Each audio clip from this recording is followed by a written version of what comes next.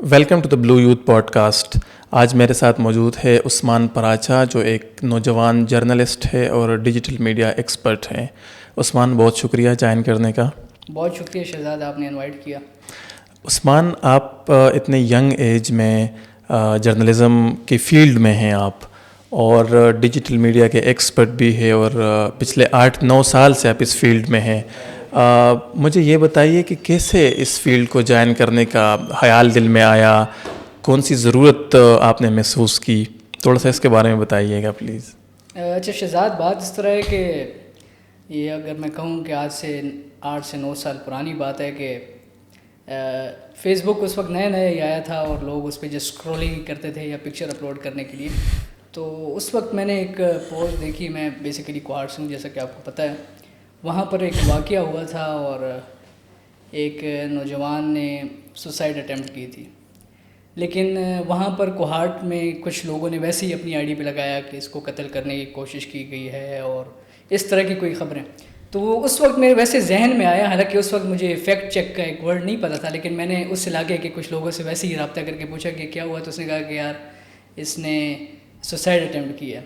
تو اس وقت میں نے ایک کوہاٹ کا ایک پیج تھا کوہاٹ آن لائن کے نام سے, وہاں ایک مقامی اخبار بھی تھا اسی نام سے. تو ان سے میں نے رابطہ کیا کہ یار آپ نے بھی خبر دی ہے کہ اس لڑکے نے اس پر کوئی حملہ ہوا ہے یا تشدد ہوا ہے, لیکن یہ سوسائڈ کا وہ تھا اور یہ لڑکے نے خود ہی کیا تھا. اچھا.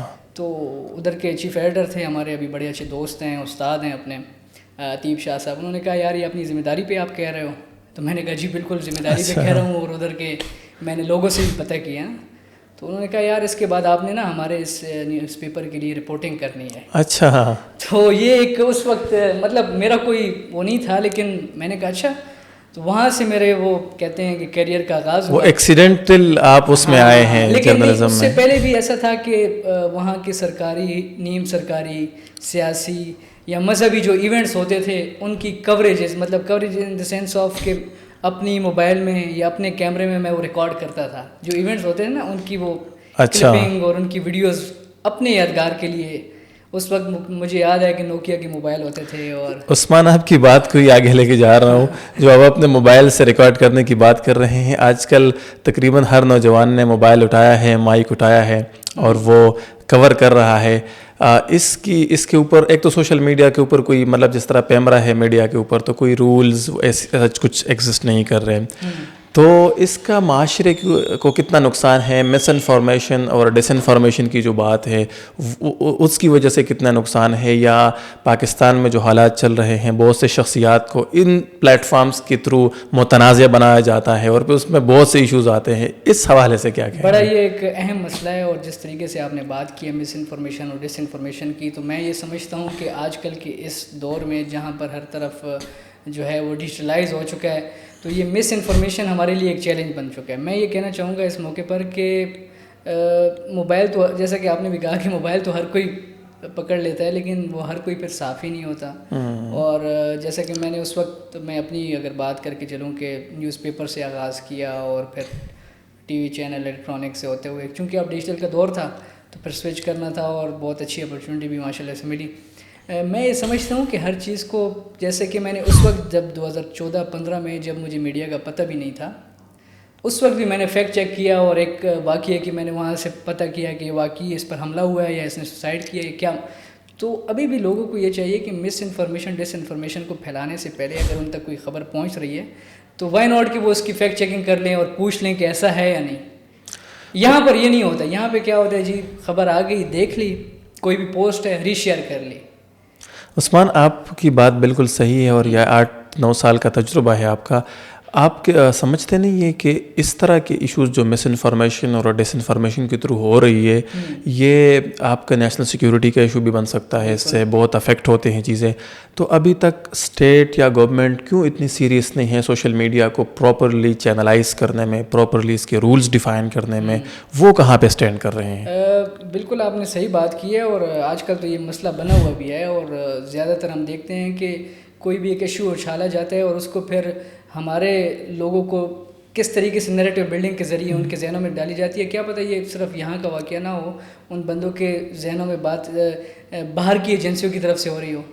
بالکل مینیپولیشن ہو سکتی ہے, مینیپولیشن وہاں سے بھی ہو سکتی ہے. تو یہ میں یہ سمجھتا ہوں کہ پیکا ایکٹ آیا تھا, ہاں بالکل, prevention of electronic crime act, but میں سمجھتا ہوں کہ سوشل میڈیا ریگولیٹری اتھارٹی ایک ایسی ہونی چاہیے جو کہ اب سوشل میڈیا کو جس طریقے سے کیا جا رہا ہے, تو فائر وال کی تو بات آتی ہے لیکن فائر وال از سم تھنگ ایلس.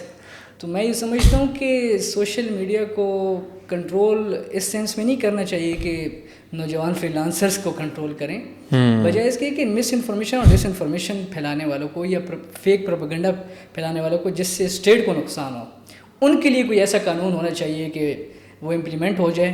اور جو ایسے عناصر ہیں, یا میں یہ کہوں گا کہ شیطان عناصر ہیں, یا وہ بیرونی عناصر ہیں جو کہ اس طرح کرتے ہیں, تو ان پر لازمی بات ہے کہ چیک ہونا چاہیے. ایک چیز میں نے یہ بھی نوٹ کی ہے کہ پاکستان میں بہت اچھے نوجوان ہیں جو کہ ایک ذمہ داری کے ساتھ اپنے سوشل میڈیا پلیٹ فارمز کو چلاتے ہیں, ان کا بڑا انفلوئنس ہے سوسائٹی کے اندر. اسٹیٹ لیول پہ ان کو انگیج نہیں کیا جاتا. میں سمجھتا ہوں کہ اگر ان کو انگیج کیا جائے تو اچھے جو پروجیکٹس ہیں, جو پازیٹیو نیریٹیوز ہیں, ان کو آگے لے جایا جا سکتا ہے. سائبر وارفیئر ہے, سائبر سیکیورٹی کے ایشوز ہیں, اس میں آپ سوشل میڈیا کے تھرو اپنے نیریٹیو کو سامنے رکھتے ہو, دنیا کا مقابلہ کرتے ہو, ٹھیک ہے. تو اس میں گورنمنٹ کو یا اسٹیٹ کو کون سی ایسے اسٹیپس لینے چاہیے کہ وہ ان لوگوں کو آن بورڈ کرے, چینلائز کرے, فیسیلیٹیٹ کرے, ٹرین کرے, تاکہ یہ لوگ اسٹیٹ کے ساتھ مل کے جو ہے نیریٹیو کو اسٹرانگ کرے, کلائمیٹ چینج کے اوپر بات کرے, یوتھ امپاورمنٹ کے اوپر بات کرے, نیشنل سیکیورٹی جو آپ کے کشمیر کے اوپر موقف ہے, آپ کا افغانستان کے لیے کتنے خدمات ہے, وہ چیزیں تو پیچھے رہ جاتی ہے. ایس سی او کی میٹنگ ہوئی ابھی پاکستان نے ہوسٹ کی, بڑی اچیومنٹ ہے, جن کو چاہیے تھا کہ پاکستان کے جتنے بھی سوشل میڈیا انفلوئنسرز ہیں ان کو آن بورڈ کر لیتے تو یہ میسج شاید بہت ہی اسٹرانگ چلا جاتا. آپ کی یہ بات بہت ہی ایک بجا بات ہے, اور آپ نے جس طریقے سے بات کی اس میں یہ سمجھتا ہوں کہ یوتھ کو انگیج کرنا سب سے ضروری ہے. اور آج کل جس طریقے سے مس انفارمیشن ڈس انفارمیشن کا دور ہے, تو یہ جسٹ یہ نہیں ہے کہ ایک نیوز پیپر ہے, پرنٹ ہے, الیکٹرانک ہے, یا کچھ ہی چینلز ہیں جن کو آن بورڈ کر لیا جاتا ہے یا جو دیکھے جاتے ہیں. وائی ناٹ کہ ہم سوشل میڈیا انفلوئنسرز کو اس میں لے کر آئیں. ابھی ایس سی او کی آپ بات کر رہے ہیں, تو میں نے خود بھی ایس سی او کور کی ہے اس بار, اور کافی اچھا ایونٹ تھا. بہت اچھے طریقے سے پورٹرے بھی ہوا, انٹرنیشنل جرنلسٹ بھی یہاں پر آئے ہوئے تھے, غیر ملکی مؤثران یہاں آئے ہوئے تھے. لیکن میں یہ سمجھتا ہوں کہ یہاں کے اپنے جو پاکستانی یوتھ ہے بہت اچھے انفلوئنسر ہیں جن کو انگیج کرنا ضروری تھا, اور وہ بھی اس فیسیلیٹیشن سینٹر میں موجود ہوتے تو اور زیادہ اچھے طریقے سے اچھا امپیکٹ کیا تھا. اچھا یہ بتائیے عثمان کہ سوشل میڈیا چونکہ آپ بھی اس فیلڈ سے وابستہ ہیں, ارننگ کے کتنے اپرچونیٹیز ہیں اس میں؟ فار ایگزامپل فیس بک آپ چلاتے ہیں, یا موسٹلی یوٹیوب کا ہم نے سنا ہے, انسٹا بھی ہے, ابھی تو میں ایکس کا بھی سنا ہے کہ ایکس کو بھی آپ یوز کریں گے تو آپ کو ارننگ کی وہ آتی ہے.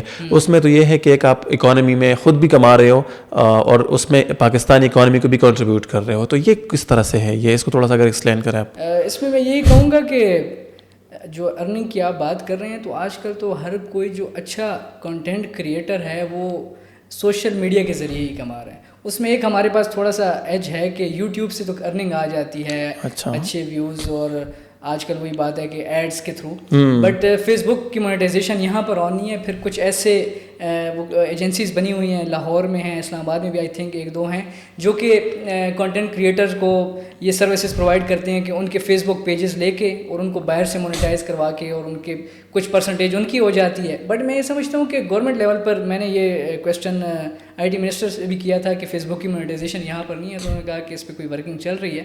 بٹ دا تھنگ از کہ اگر جب یہاں پر پراپر فیس بک, یوٹیوب, ٹک ٹاک, ان کے جب دفاتر اوپن ہوں گے, پھر ہمارے لیے ایکسیس اور بھی آسان ہو جائے گی کہ اگر کوئی ایشو آتا بھی ہے تو ہم ان کے جو یہاں پر ریجنل آفیسز ہوں گے وہاں پر جا کے وہ حل ہو سکیں گے. بالکل آپ کی بات ٹھیک ہے, اگر ریجنل آفس ہوں تو زیادہ بیٹر ہوگا. اس کے ساتھ میں ایک پوائنٹ کنیکٹ کروں گا, یہ آپ ارننگ کی بات کر رہے تھے, تو وہ لوگ جو فری لانسنگ کرتے ہیں مین کے گرافک ڈیزائننگ کے فیلڈ میں, ویڈیو ایڈیٹنگ, یہی ملتا جلتا کام ہے سوشل میڈیا سے ریلیٹڈ, وہ بھی یہی گلہ کر رہے ہیں کہ ایک تو فائر وال کی وجہ سے ان کا پورا سسٹم جو ہے وہ بیٹھ جاتا ہے. اور دوسری بات یہ ہے کہ ان کے جو ارننگ آتی ہے ان پہ ٹیکسز اتنے ہیں کیونکہ وہ پے پال اور وہ چیزیں لیگلائز نہیں ہے گورنمنٹ آف پاکستان کی طرف سے, جس کی وجہ سے 40-45% ان کا ٹیکس کٹ جاتا ہے.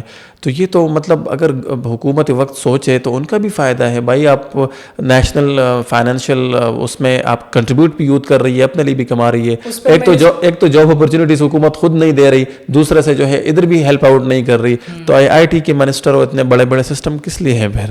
میں یہ سمجھتا ہوں کہ بات آپ کی بالکل ٹھیک ہے اور اس پہ میں کویشچن کر بھی چکا ہوں, اور اکثر یہی ہوتا ہے کہ اسٹرائپ ہو گیا, پے پیل ہو گیا, تو یہ یہاں پر نہیں ہے تو ان کو پھر کچھ پائنیئر وغیرہ ادھر سے ہی کرنا پڑتا ہے. بٹ میں یہ سمجھتا ہوں کہ جب یہ لیگلائز ہو جائیں گے تو اور بھی بہتری آ جائے گی. اور اب تو میں یہ سمجھتا ہوں کہ بہت سارے ایسے کنٹینٹ کریٹر ہیں کہ وہ دبئی موو کر رہے ہیں, انہی وجہ سے فری لانسرز ہیں وہ دبئی جا رہے ہیں کہ ہم یار یہاں پر نہیں کر سکتے. تو جب یہ ساری چیزیں یہ بڑا نقصان ہے عثمان. ایک تو اسٹوڈنٹس برین ڈرین کی وجہ سے اسٹوڈنٹس چلے جا رہے ہیں, دوسرے جب آپ کے اسکلفل لوگ باہر جاتے ہیں تو اب تو اکانومی آپ کی تباہ ہو جائے گی یار.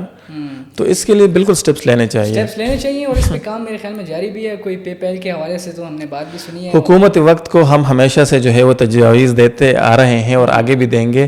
آخری بات یہ ہے کہ آپ پاکستان کے 64% جو نوجوان ہیں ان کو کیا میسج دینا چاہیں گے کہ وہ سوشل میڈیا کا استعمال کیسے کرے, وہ کس طرح سے ایک ذمہ داری کے ساتھ جو ہے اپنی ذمہ داری بھی پوری کرے, اپنے محلے گاؤں علاقے کی بھی اور پاکستان کی بھی جس میں فائدہ ہو.